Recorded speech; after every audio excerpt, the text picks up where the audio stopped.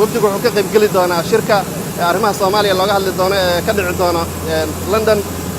muhiimadda shirka waxay tahay in wax laga bedelo qaabka ay beesha caalamku u caawiso Soomaaliya oo ay noqoto wax dawladda Soomaaliya oo go'aaminayso waxyaabaha aan rabno 4 sano soo socota in laga caawiyo. taasaan la tageynaa labada issue ama labada arrimood ugu waaweynna waa dhaqaalaha iyo amniga oo aan isleenahay bulshada Soomaaliyeed haddii ay nabadgelyo heshana waxay helaysaa maalgashi, haddii ay maalgashi heshana waxay helaysaa nolol wanaagsan. madaxweynaha iyo ra'iisul wasaaraha UK iyo madaxa iyo xogayaha guud ee qaramada midoobay shirka gudoomin doona. madaxweynuhu sidoo kale wuxuu la kulmi doonaa jaaliyadda Soomaaliyeed ku dhaqan magaalada London.